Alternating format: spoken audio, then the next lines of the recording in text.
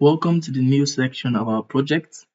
In our previous section, we were able to configure a copy data activity that copied the data, or that copied data from the Bing News API, the Bing News Search API in Azure, and was able to load that data as a JSON file into our lakehouse. So that was our data ingestion step. So actually, this next step that we're going to be going through is the data transformation step using the Synapse Data Engineering tool, or the Synapse Data Engineering component of Microsoft Fabric. So if you look all the way here, what you can see is we have a lakehouse which we created, and we have a pipeline that copied the data into a lakehouse that all the way here. But in order to begin today's step, or in order to begin the step of data transformation using Synapse Data Engineering components, we actually have to switch to the Synapse Data Engineering components. So let's go all the way down to Power BI. I click on it. So I look for data engineering. So clicking on data engineering. So as I've clicked on data engineering, we have a new window. And actually now we are going to be processing or transforming the data within a notebook and we're going to be using PySpark for that. We'll be configuring or creating a notebook, and in that notebook our data in a JSON file format, which we have currently in our lakehouse, is going to be transformed into a clean delta table.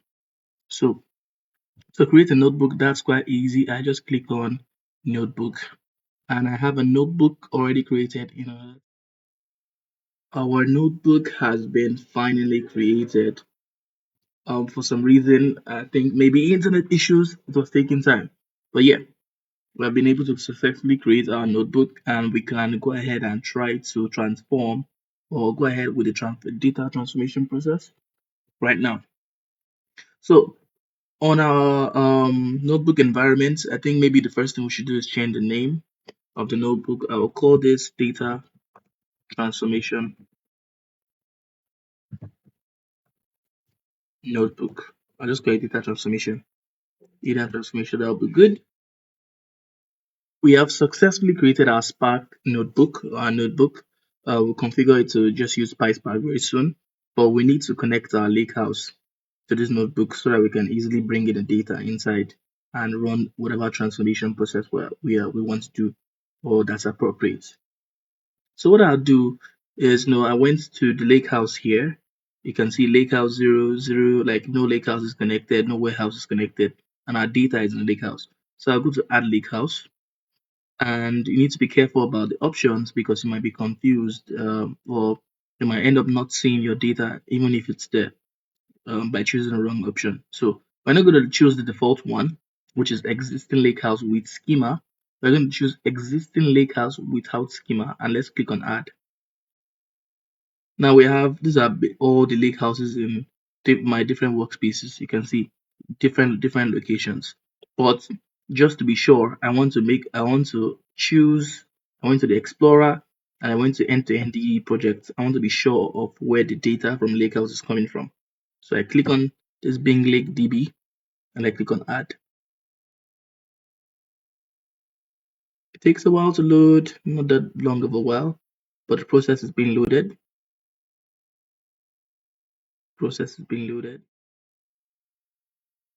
At this point, our lakehouse has been successfully connected, and we can move around, look at the tables, nothing. And if I actually click on files, well, let me just click here, this window pops up, or this mini tab pops up, and you can see this data we actually have. We saved it as Bing API JSON. Very interesting. So we've been able to copy the data, or we've been able to create a connection between a lakehouse, a connection with the lakehouse within our Spark notebook, or within our notebook. And here's how we're going to configure it to run PySpark. So we want to actually create a cell. We could do it manually, but Fabric has made everything easy for us. We could just create a new cell here. and put the file path and everything. But since Fabric has made it easy for us, I would show you what I'm talking about. Why not just go that way? So that's my thinking. So I click on this three dots and you can see load data. So I can load data using PySpark or I could load data using pandas. So for my project, my NTND project, within the data processing or data transformation with the Synapse Data Engineering tool within notebooks where we are, I want to use Spark, PySpark, not pandas. So I click on Spark and you can see a new code cell was created automatically. And actually, it's read like this JSON file was saved to a data frame called df. So you can see spark.read option. If there are multiple lines, the option will be true. Okay, .json. Where is the JSON? The JSON is in the files folder, and you can see the name being API.json. After that, we have display df, which is going to display our data frame. So let me click Shift Enter, and that runs. That runs. You can see this line. This line here. It's running. It's just going to take a few seconds. It's not going to take long. It's running. And yes, it's being able to run completely without any stress, without any hassle, without any wahala. So we can see a data frame. So by data frame, I'm talking about a two-dimensional object, usually having multiple, two or more columns. And you see it somehow like a spreadsheet, like data frame structure, something like that. Yes, we see my data frame. So I want to load the data frame and we see everything here. We see things like news type, query type, etc. So a more refined definition of a data frame is a data structure that organizes data into a two-dimensional table of rows and columns, just like a spreadsheet, as I mentioned. So yes, this took about 23 seconds to load. And why it's this fast, or it could be faster. Well, why is this fast? It's because there's a fabric behind Fabric's notebook. There's a concept of serverless computing. So serverless computing in Microsoft Fabric, what it does is that it simplifies data processing by automatically provisioning and scaling compute resources without requiring infrastructure management. A short summary of the serverless computing or of what it does or why it's useful to us is that it makes everything work seamlessly. So before when I ran this, it took 21 seconds. Now it's taking 5 seconds. Not taking time. Serverless computing. That's what behind it. It makes everything work seamlessly for data transformations with Spark. Fabric's let's say serverless architecture now just ensures a smooth running of ETL processes, workflows, and it just gives everything high efficiency and scalability. What are we going to be doing next? For me, I'll just delete this code cell. I don't think I need it for anything. I'll delete that code cell. I think I'll change this to a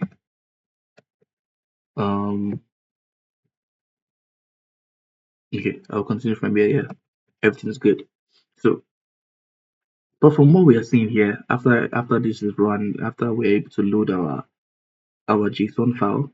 So we have loaded our JSON file. We're seeing a data frame like structure. Why I say that because I'm seeing multiple columns here. But actually, the major column of interest is this value. Why am I saying that? Why I'm saying that is because I don't know if you're noticing something looking like a JSON all the way there. All the other columns except for one don't have information about the JSON structure of the news article that we've been able to ingest or we'll be able to bring into load into our Spark notebook. They don't have any information about JSON structure, so you can see ABC type, type, query context, read links, or total estimated matches. Basically, this total estimated matches just shows us how many um, news articles we have been able to actually load or ingest in our Spark notebook. So there's about 51 news articles.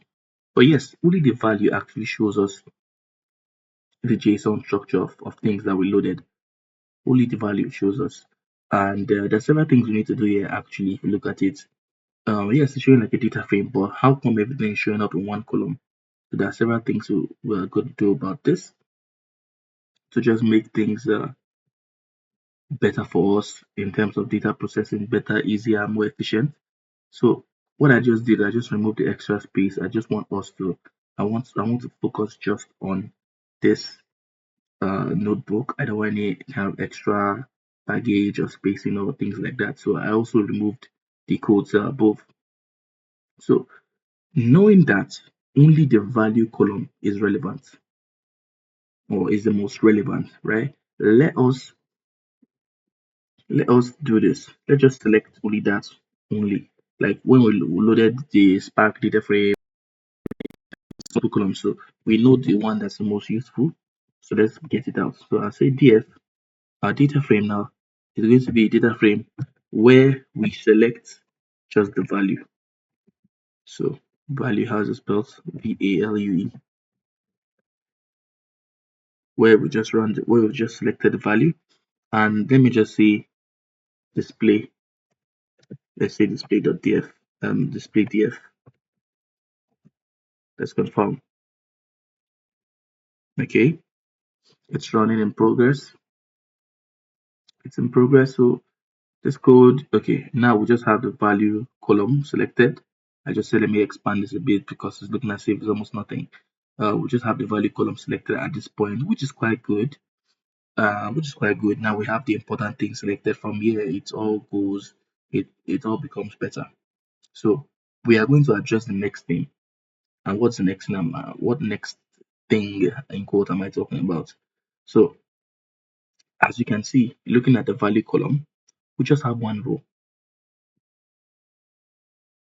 So we notice that all the news articles are in one column. Okay, that's good. We want them to be in one column, but like they're also compressed or compacted into one row, and that doesn't make sense for our use case. So what do we want to do? The next thing we want to do now is okay, instead of everything jam packed or congested together in one row like this, let's split it. Let's make it one news article per row. So all in the same column, but each row will give us different news articles. Each row will give us different news articles. And if you remember, our total estimated matches were 51. So if we're able to properly do this, we'll just have what we're going to have is not one row again, one column called value. And we might change the value name to something else, but we'll have all the information on one column. And instead of one row, we'll have about 51 rows. That's what the uh, and if it's 51 rows, that would be very good because in our total estimated matches is 51. So what we want to do for this now, right? To be able to do something like this, we actually need to use a function, a JSON function. We're going to use a separate JSON function, and that JSON function is called the exploded or explode. Yeah, explode is better, but it's called the explode. And of course, the library isn't on our notebook by default, so would it's not loaded. It's not the library isn't configured by default, so we can't just use the explorer like that. We have to actually import the library first of all. So I would say from PySpark. So I'm just writing the code to import the library, so I'll be able to use the functionality or activate the library anyhow you want to see it. From PySpark.sql.function function. I think this is an inbuilt library, but we need to activate it. Import explode because you don't see me installing explode. I'm importing it. So import explode. Okay. Okay, yes, let's see. So this next this exploded version of our data frame, I will not just call it, I won't call it df, I won't update the previous data frame. I will create a new data frame called df exploded. Yes, I'll call it df exploded to just separate so I can just differentiate it. I don't want to be updating everything all the time. So It's going to be df. What do I want to explode basically? So that's df.select, because remember the select is able to choose a specific part of our columns in our data. So I'm of course still selecting what's already there, which is the df value, right? Df value. So I do like this because I'm selecting the df value. I'm not actually done. Within this df.select, I would say explode, select an exploded, or select the df value, and this df value I'm going to select is going to be exploded. So explode df value. We're going to bring this out. So df explode df value. Okay, that's good. And let's change the name. Instead of value, let's just call it a JSON object. So dot alias. So it's giving it a new name, dot alias, and the new name will be JSON object underscore object. So let's give it JSON object as that. So let me look at my code. df exploder equals to, okay. The first one is importing the library, importing the spike path for the explode library, and okay, let's run it. Shift enter. Exploded incomplete output. What's our issue? Oh, right. I need to put another bracket here. Yes, it's been done. It's been done. It's been done. It's been done. So, of course, we're not seeing this because I didn't say we should display. So, display. What are we displaying? We're displaying TF exploded. So let's see how it looks now. TF exploded in progress. Okay. Okay. So, yes, yes, yes. And let's confirm if this is about 51 rows. Remember. So let's just scroll all the way down. All the way down. This is about 51 rows, just like it said in our total, what's it called? In our total estimated matches. So we are off to a very good start in our project. We are off to a very good start. So at this point in time, we have a new column and we have exploded each JSON object into multiple rows where each row represents a JSON object. And I think we understand that each individual object is a news article. So where are we going to go from here? So for our next step, we want to convert the JSON object to a JSON string using a function called the toJSON function. So what am I talking about? We want this to be a bit more readable. We want this to be a bit more functional. So we are going to use the df, we're going to use the toJSON function to do this. And yeah, we are going to use it, for example, in the final exploded data frame to convert all the, like, we have about 25, no, we have about 51 JSON objects into one single JSON string list. So let's do this instead of talking about it. Let's do it. Let's try to achieve this. This will be very important in our project step. So what I would do is I will create a new, what's it called? I'll assign this to a variable. So what am I assigning? df underscore exploded, right? Dot. I will use a function called toJSON. So you can see it here, toJSON dot collect.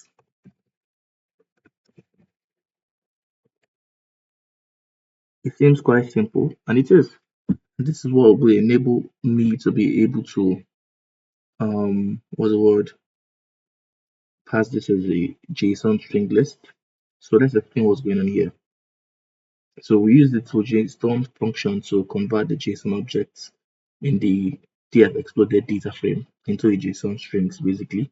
I think this is very necessary because working with JSON strings can allow us to store and manipulate the data as a Python list. So the to JSON converts each row in data frame to a JSON string, and we understand that each JSON article or each JSON object is a news article. So what does the collect do? So we know what the to JSON does. What does the collect do? The collect retrieves all the rules from the data frame and returns them as a Python list, and each element in the list corresponds to a news article in JSON string format. So I think what we can do at this point is run this. So shift enter.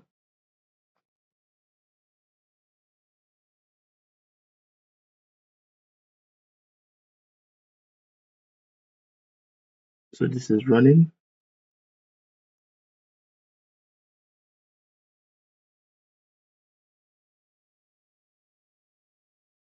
I'm just looking at this to see if I made a mistake. Okay, session running. Oh, where could the mistake be? There exploded. It's not defined. How is it not defined? So we have to figure out our error.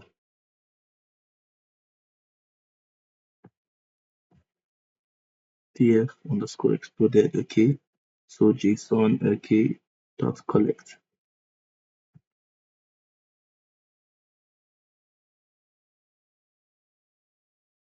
You know what? I'm just going to copy this. I don't understand why it's not defined. Or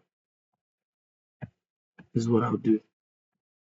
Let's run everything from the top. Run, run,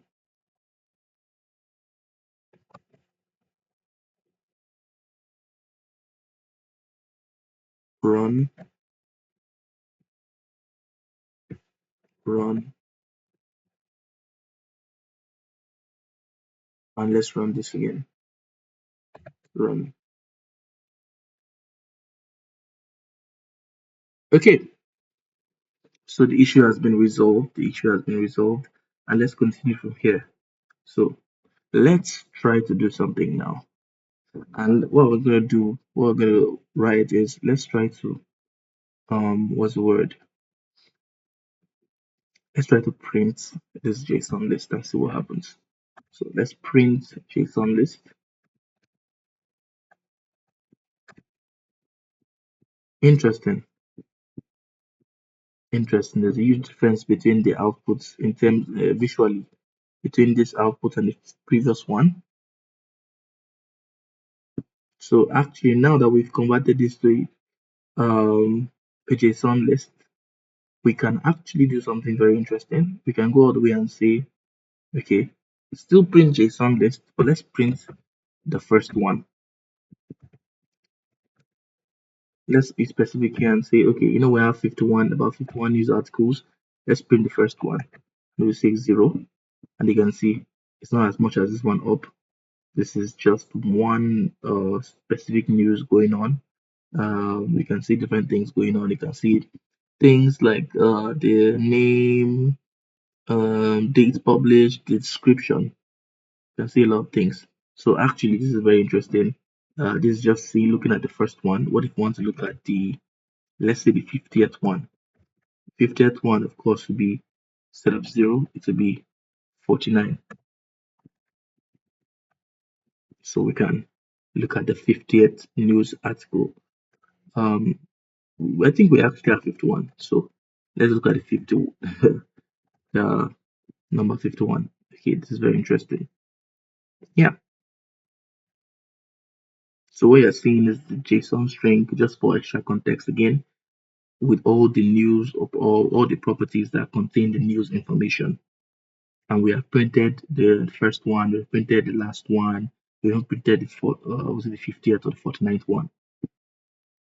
So looking at this, you'd see a lot of information about the news. But unfortunately, I mean, this is very good. I think we have reached a very good. I think I've reached a very good space in this project with regards to what we're doing specifically right now. But unfortunately, there are some limitations to what we have now, and that limitation is due to the data type. So the data type of what we're seeing, the output we have been seeing or have been looking at is a string.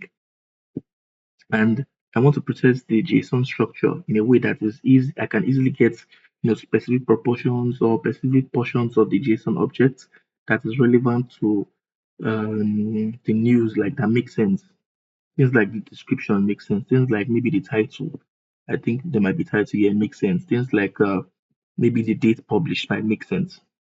Yeah. Or unfortunately, it will be difficult to get information out of it just like this. Like it will be difficult to zone in or zoom into specific aspects with the data type being a string. It will be difficult. So what's the solution to this problem? What's this? How am I going to make this work in the way I want? So basically, I would need to convert this JSON string into a JSON dictionary format. So from JSON a string, convert it to a dictionary.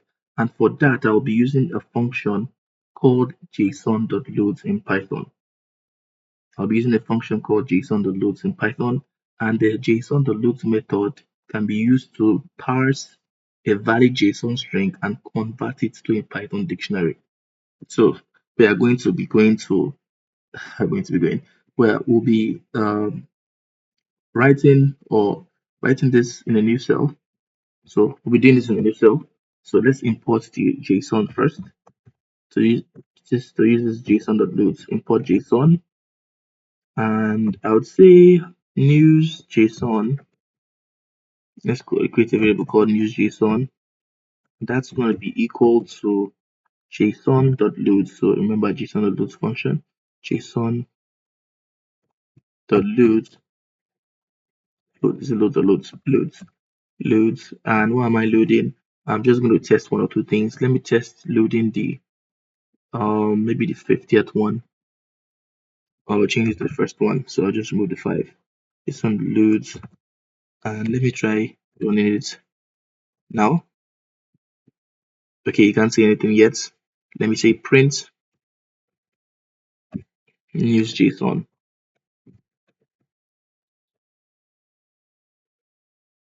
Okay, so although we've been able to achieve what I want, it's basically looking like the same thing. Go to the first one. It looks like the same thing. It looks like, but of course, it's not, because we both know that I've converted the data type to the dictionary. So let's see how we can actually make use of this.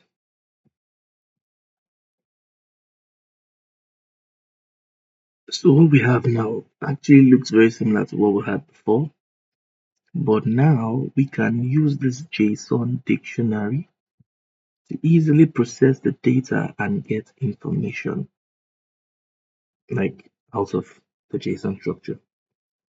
So let's say we are interested in getting the news description, like want to zoom out or zoom in into this JSON and say, okay, we want just the description. So you can see just the description.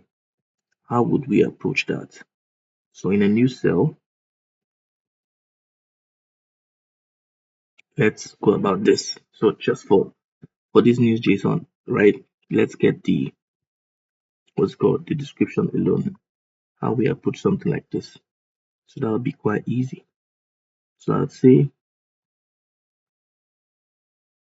news.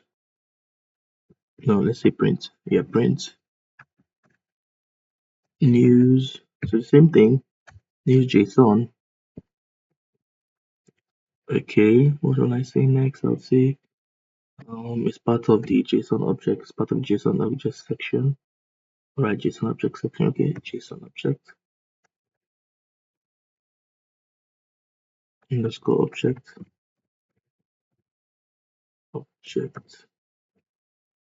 Okay, let's get the description. It's like zooming into the JSON object and going to the description aspect of it. Description should work.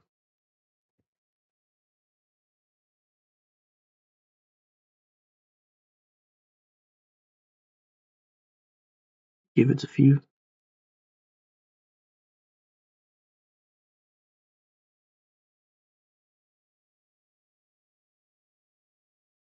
Okay, you know what? Let's just do run all.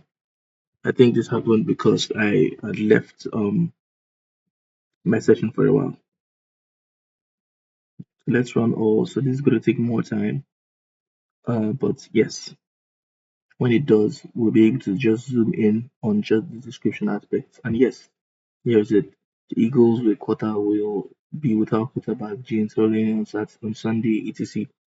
So with this our new JSON dictionary, you can see how easy it is to isolate a certain aspect of your JSON structure. And we're able to isolate the description alone. So we don't have any other thing coming up here that makes it a bit scattered and stuff. We just had the description alone. So I think that's very helpful. That's very helpful. So yes, we drilled down into a new JSON object, and this is how we'll be drilling down things, or this is how we'll be zooming into things with a dictionary. So it ran successfully, and unfortunately, okay, let's not say unfortunately, but if we didn't convert our JSON string to a dictionary, we would not have been able to zoom in or isolate or a certain aspect of this work and say, okay, let's bring just this part. And to do this, remember we use JSON.loads. And this is very cool, very, very cool. And it's possible that at this point we want to, I might want, okay, no, I might want, I do want to process additional information about the JSON structure. Yeah, so I want to be specific about the information that's relevant to me that I want to see from the news article. So how am I going to do this, or what is the specific information? So I'll just look through all of this. I know it's a bit hard to see, but I have already crafted things I want in mind, and I'm just going to write this down. So the description is going to be part of them. I want to get the title of the news. So title, what you see. I want to get the title of the news. I want to get the description of the news. So description, right? Description. I want to get the category of the news. Category. I want to get the image if possible. I want to get the URL. Also complete. Get the URL and to get the provider. And I want to get the dates published. Date published. So these are just a few things I'm interested in bringing out from the news JSON structure. So I want to isolate this, or I want to basically create columns, or these are going to be what's it called? These things I just listed are going to be kind of like the schema of our final table, or there'll be different columns that like we are bringing up from the JSON structure. So these are going to be the different columns we would see in the final outputs of our table.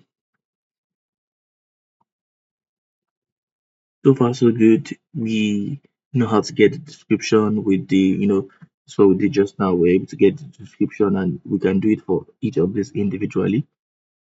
So, but like the question at this stage is this: how are we able to get the rest for all the news? Like, what am I trying to say? Like, I don't just want to get a description.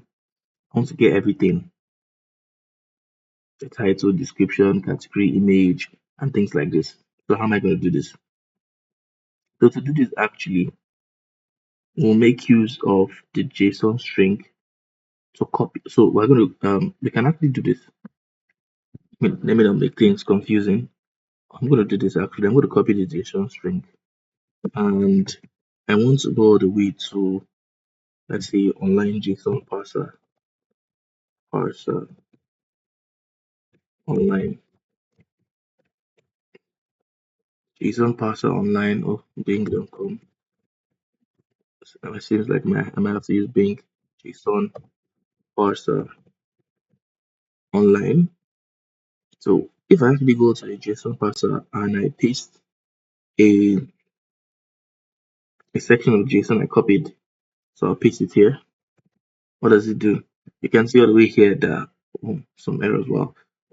That it's been able to break down this JSON structure into like its individual components. So you can see things like the about, you can see things like the date published, so the description, the image, the thumbnail, names, updates, type, like it's passed, it's broken down this into a more what's the word? A more understandable way in a way. Like I can just easily see several sections. It broke it down into sections easily, like unlike before that. It's a bit looking at it with the eye, it's a bit confusing to see each sections of the JSON structure.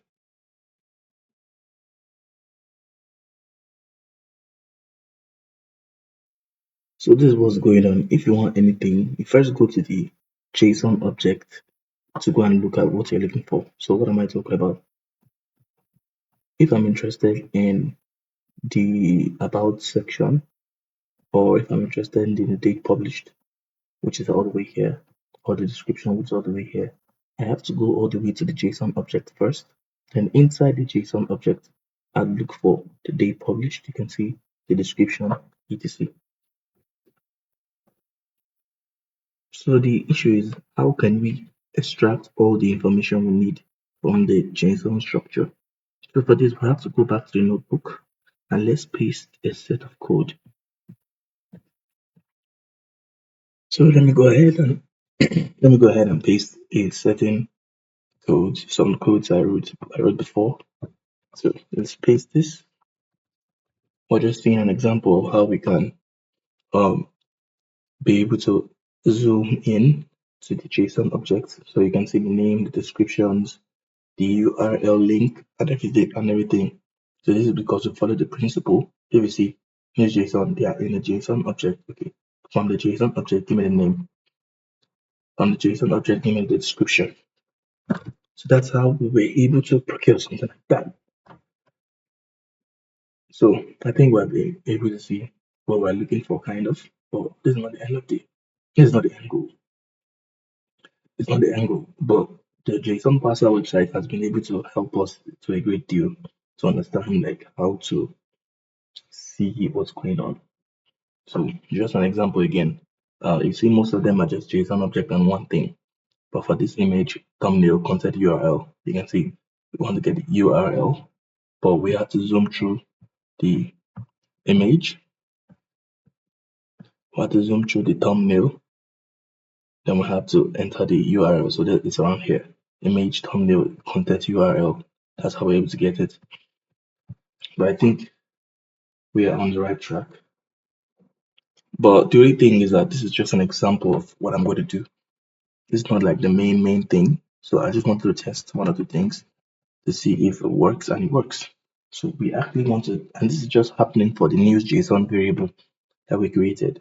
So our main aim is to be able to do this for everything. And by everything, I mean all the news data that we are able to ingest from the API. So basically, we need to kind of like configure a logic or write a logic or write a code that extracts that specific information we're looking for. Maybe the name of the news, the description, date published, and things like that. We need to write a logic, write code that makes sense that will help us do that. So how can we do this? So in order to do this, I have a set of code that's very long, but I will not write it one by one because that will take time. So I'll just copy and paste. Well, I have it on my system. So this is the set of code we're going to write. So let's run this. So this is what we're looking for. This is what we're looking for. And yes, I'm seeing an error. We'll fix this error. But let's look at what this code does first of all. What this code does. Basically, things like the title, things like the description, it creates an empty list for them. Because like of course we're going to try to get all of these things. It creates an empty list for them. So the Python code, like this Python code is saying, it processes the list of JSON strings. It extracts specific piece of information from each object and organizes the data into separate lists. That's what we want to do. So there are so many steps here. Variable initialization. So we have 7 empty lists. And this will store the extracted data from each corresponding field of the JSON object. So we have things going on. We have loop. So inside the loop, each JSON string is passed into a Python dictionary.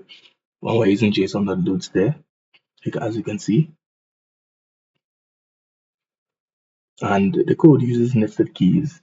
So name will be appended to title, description will be appended to description, category will be appended to category, and things like that. So if any issues occurs when passing or doing extraction, so it will catch, the code will catch the exception and print the error message indicating the issue. And as you can see here, the issue is the category, right? So it catches the exception and prints an error message indicating the issue. So as a summary, so there's an input going on.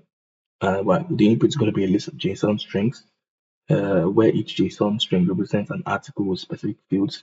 The outputs are getting about 7 lists, so title, description, things like that. And this contains the extracted information for all articles in the input. So let's configure this a bit more to make it better and to make it work.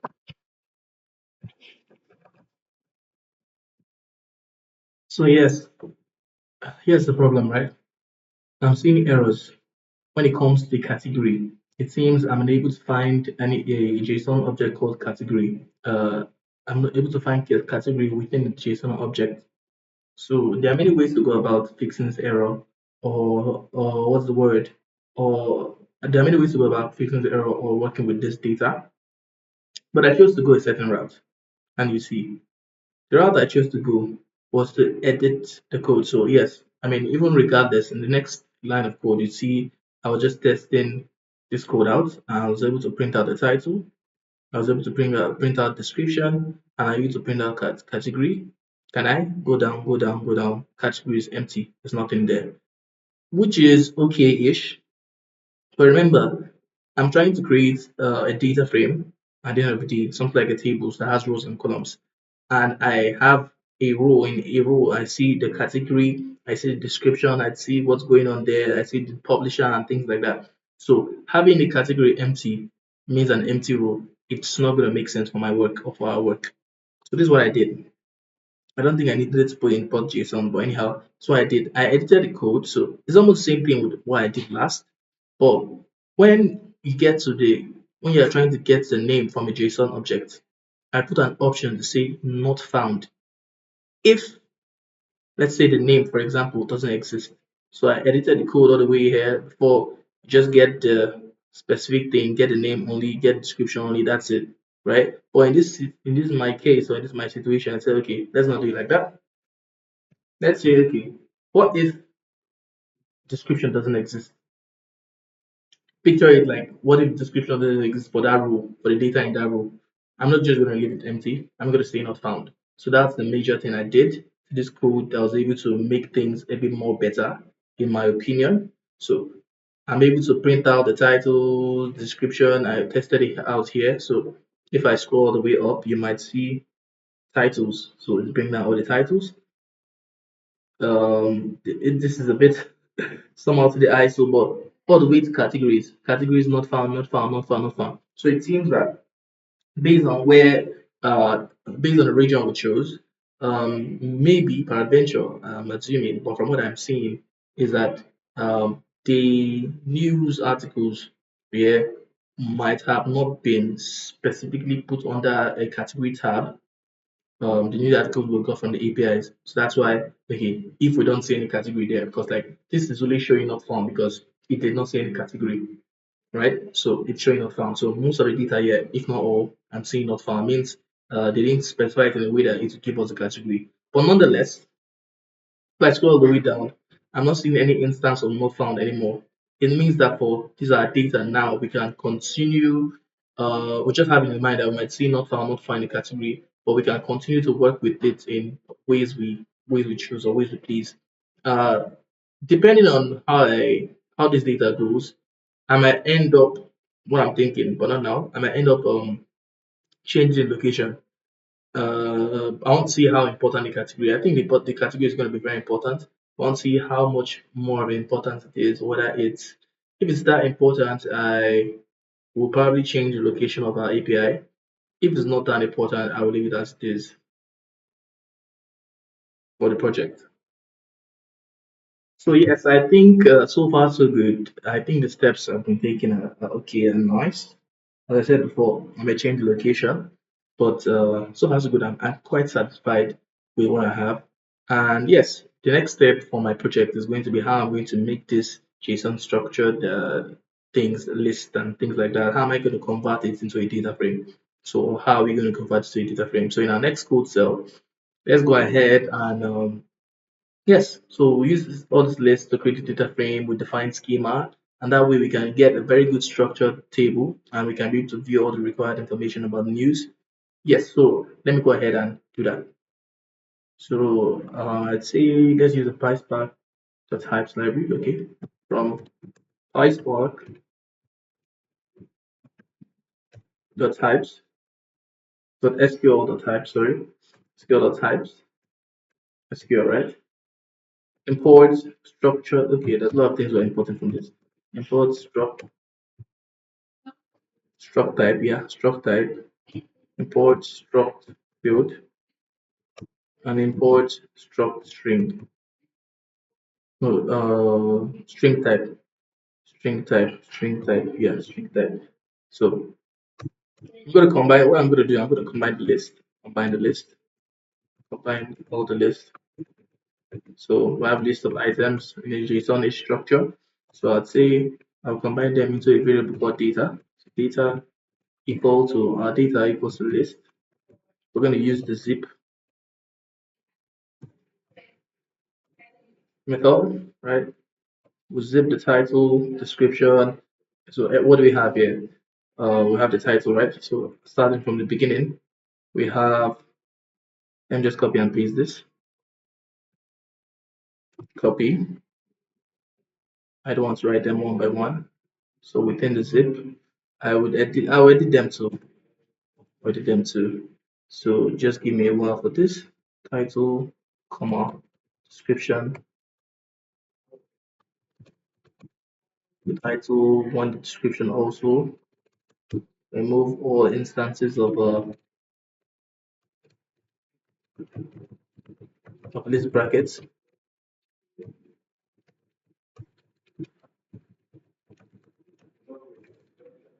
Yes, so I want the title, description, category, URL, okay, for confirmation, the image,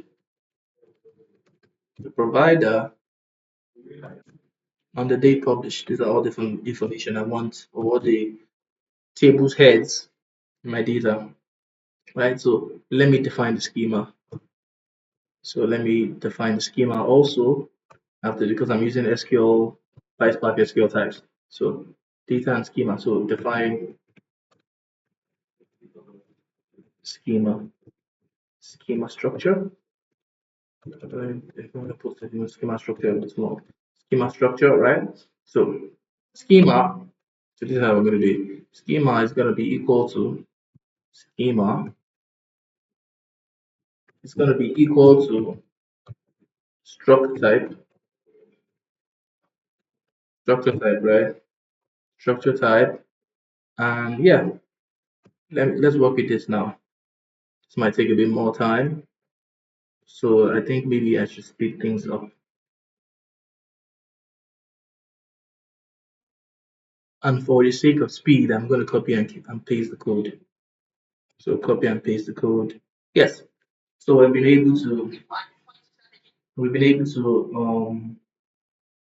combine the list. We have been able to combine the list. We have been able to create a schema structure, and we saved this as a data frame called df cleaned. We saved this as a data frame called df cleaned.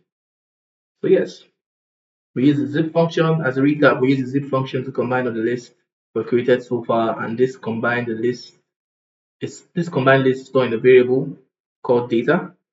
That's what's going on here. So yeah, after that we wrote a code set that defines the schemas for all the columns. we need to have in our data frame. So we define all the columns. Very interesting, right? So basically, all the individual lists become columns in our data frame, and these columns are given their necessary data type. So once we have the data, so all the way here, and schema ready, so we have this two ready, this two ready, right? The last two lines of code, we created a data frame using the spark.create data frame function. Okay, what is the data frame? What is the data on a data frame? Our data frame data is in in a variable called data. And where is the schema? Our data frame schema is in a schema called schema. Yes. So let me go ahead and run this. Awesome. Awesome. So I mean we've run this. Let's test, let's see the output of what we've done. Because like I said, our clean data frame has been saved into a variable called dfclean, or basically a data frame called dfclean. So let's use the display function to look at this. So let's see the result of our label, the fruits of our label.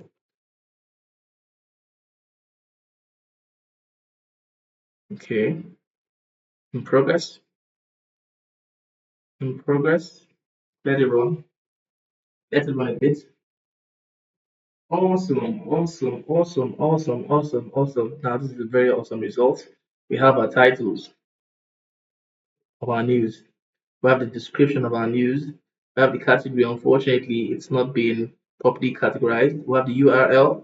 We have the news provider. We have the date of the news published. So I really love the way our data has been going so far, except for the category parts. I think it's because of the location that we chose. But yes, our data is going good so far. It's going very good so far. We have a data frame. I mean, rows and columns, basically, title, description, category, everything we want. So what can we do next in this our case? We have been able to progress to a very suitable level. What can we do in our case? So I think we should bring our attention to the description. If I say description, date published. And I like the dates, sure, but I'm not really over liking how it looks like. In terms of the structure or the data type. So all the values are in datetime format, but I will change this date format to another one that feels better. So let me paste the code, or let me write the code down that I'll use to be able to change that. Let's write it down. Let's write it down. So basically, we're changing the date published, the date type here. So a more, when I say more suitable date time format that I prefer. So let's do it. So from PySpark. So remember we're using the PySpark.sql, PySpark.sql, the functions. So from PySpark, we're going to import to date, and we're going to import date format, date underscore format, right? Date format is right there.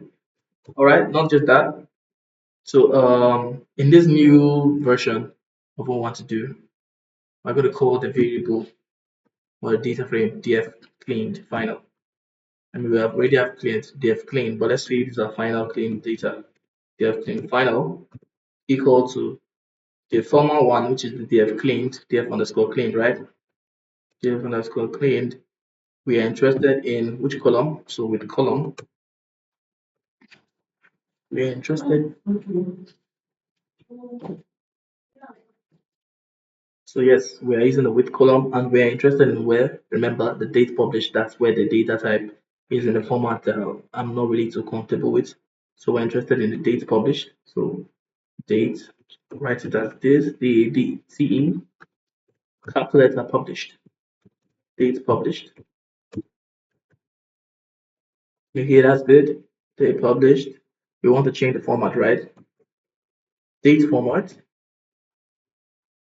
We have imported the date format already, so we can use it in here. Date format. What date format do you want to change it to? Okay, we use the two dates.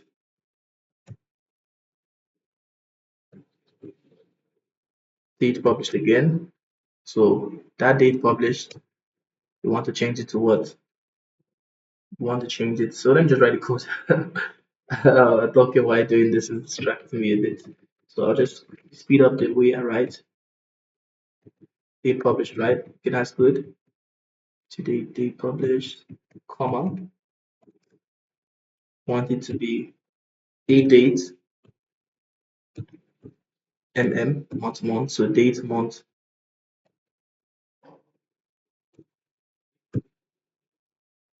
and yeah. Why? So I think this should be good enough. So we're changing it up. We're changing things up a notch. So let me run this. And of course, let's display what we just did. TF final. So let's see the fruit of our label. Oh, I like this.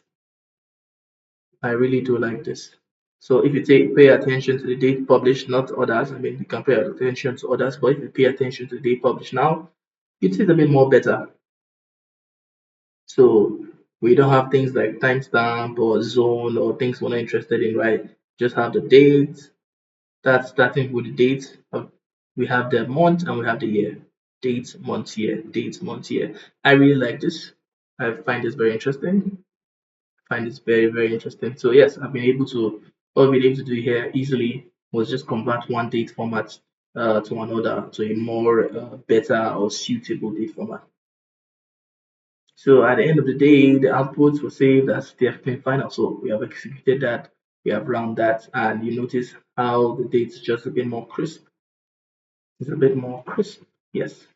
So yes, this is the data frame that will be saved or will be yeah saved to the lakehouse database in the Delta format at the end of the day. So we did a lot of things in our transformation step and all the way from if I scroll the way up, so I'm scrolling a bit fast. We did a lot of things from trying to read the data from the API as a JSON format. You know, we from the data ingestion to the data transformation which we are in.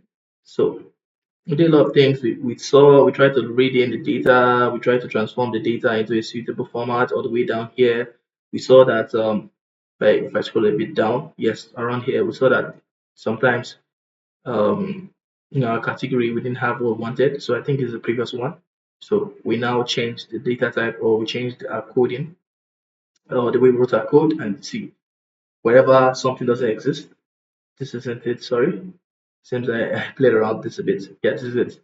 Wherever some things didn't occur the way we wanted, said, okay, not found. So we have done a lot of things. We converted it to a data frame, and we are able to change the data type of the published date published. So let's skip to the final process. So basically, this has been an interesting process, and we're almost done with the data transformation, the step of our project. Yes, I might just leave the category as this. I know I'm mentioning it a bit, but I'll leave it as this. So yes, so finally in a new code cell, which we are in here, we're going to write the final data frame. So this data frame that's this now that we've created, the df clean final, we're going to write the final data frame to the lakehouse database in a delta format. So how are we going to do that? So I'll just say writing the final data frame to the lakehouse database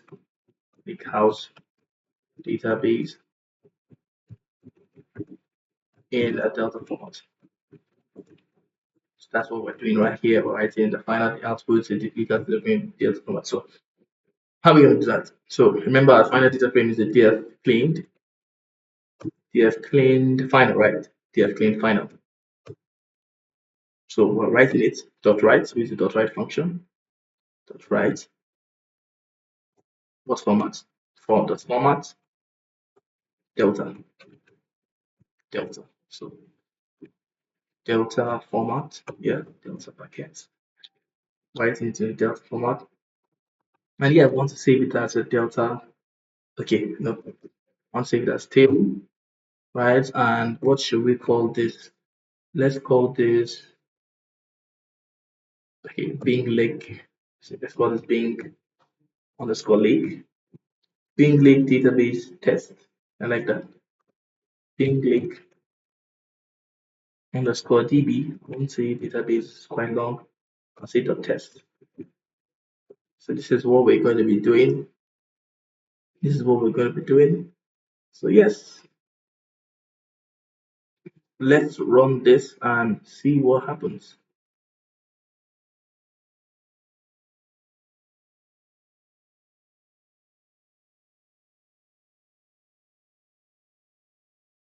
Let's run this and see what happens. So basically, before our data was just stored on the notebook as a variable. Now I'm writing this data, now this data frame as a delta format to be stored now in our lakehouse database. So let's give it a time, just a few seconds to run, and let's confirm that we've been able to properly execute what we are doing. So if you go to the left in our lakehouse database, so and click on the table section, so lakehouse database, right? So and we have to enter our lakehouse database first. Give this a second, a few seconds, and let's click on the table section, right? So we are seeing test already, but let me just refresh this just in case. Refresh. Okay. Let's go to the table section.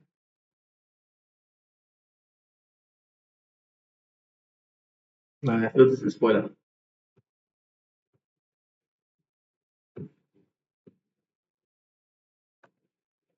Let's refresh this one more time.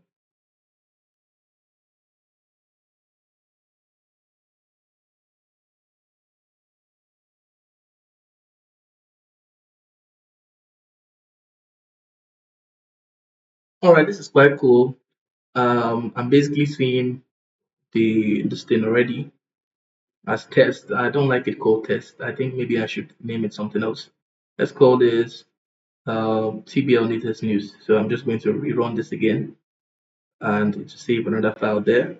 So I'll say dot tbl underscore latest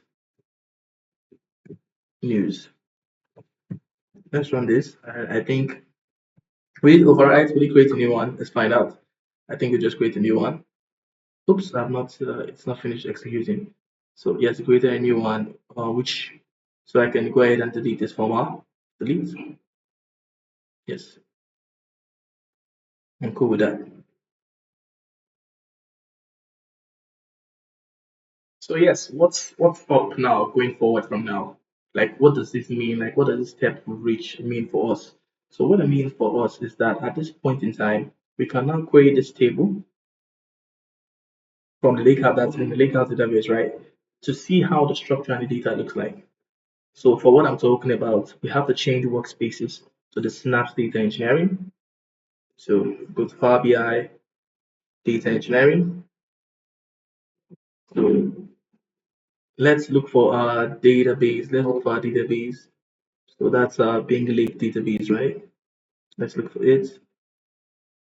Where is it at this point in time? Where is that point in time? Give me a sec. Give me a sec. Where is our Bing Lake database? Wow. So I mean, let's go to the right. We have to go to the. Sorry, we have to go to the right workspace for that. First of all, which is where we are now. Yes. So let's look for Bing Lake database, which is this. Let's click on it. Apologies, I didn't go to the right workspace first. So yes, we're on the workspace. Excuse me for my network. Let's give it a while.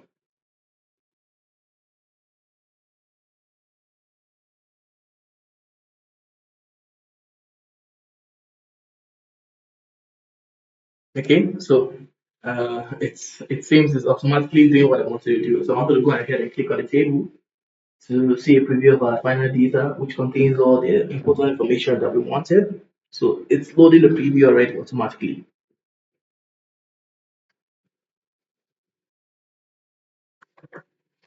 It's trying to give us a preview of what our data looks like.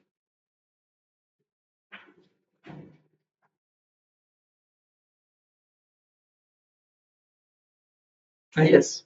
So this is, if you remember, this is the final output of our data, and it looks very interesting. So basically, what do we do to get here? We basically use Spark notebooks. We converted a raw JSON file to a clean and structured delta table. So far so good. We had a very good result, and I'm really satisfied with our data engineering, Snap data engineering transformation process.